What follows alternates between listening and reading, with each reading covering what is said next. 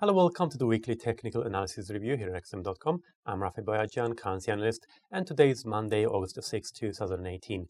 The pairs we're going to be looking at for this week are the dollar yen, the pound dollar, and the Kiwi dollar. Starting first with dollar yen, we can see that the near-term bias is fairly neutral at the moment. RSI is flat around the 50 level. We can see though that price action is currently below the ascending trend line. It has been hovering around that line for the past week or so. So the trend line is the immediate resistance for prices should they attempt to move higher. So that's around 110.40, and not too far above that is a previous congestion level of 111.50. Should dollar yen manage to break above that resistance area, we could then see the pair targeting the 112 handle, which it retreated from earlier in the month. And then above that, we've got the next target being that 6 months high of 113.16 from back in July before it would reach the 113.40 level. That's another previous resistance level. To the downside though, should the pair move lower and we see deterioration in the momentum indicators, support should come from around 110.75.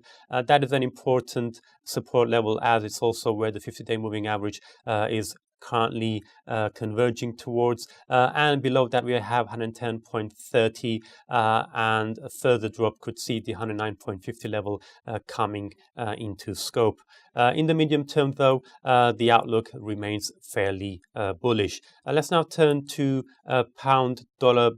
We can see that the pair is coming under pressure today. RSI is heading towards the 30 oversold level, and stochastics are already in oversold territory. So we could potentially see some further losses before the current losses become overstretched and we see an upside reversal. But if that downtrend continues, immediate support should come from the 1.29 handle. That's also the 61.8% Fibonacci retracement of that longer term uptrend from 1.1986 to 1.4376. A drop below the 1.29 handle would open the way towards the 1.2775 level. That's a previous support and resistance area. And then further below that, we've got the 1.25 level being the next key target area, which is also the 78.6% Fibonacci.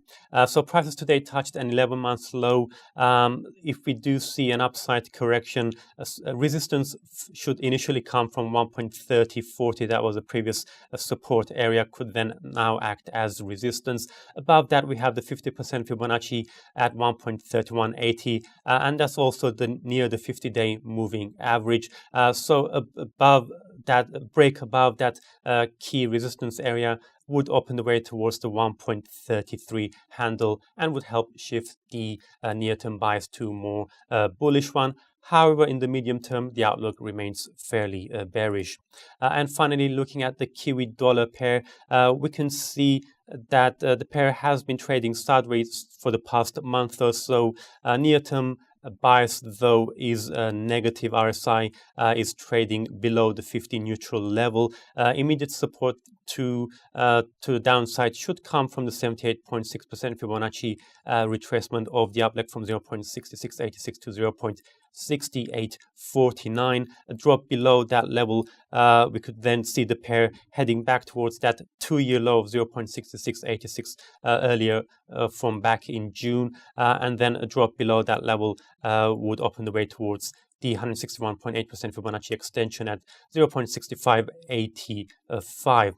If we do see an upside attempt, though, immediate resistance should come from the 61.8% Fibonacci at 0.6750. Above that, we have another key level, the 50% Fibonacci at 0.6768, and then we've got the 0.6787, 6810 as other key levels before prices were to reach a key resistance area around 0.6850, which has been both resistance and support in the past and is near the 50-day moving average. If you look at the medium-term picture, though, Kiwi dollar remains in a downtrend and doesn't seem to be changing anytime soon. That's it from me. Thank you very much for watching and have a great day.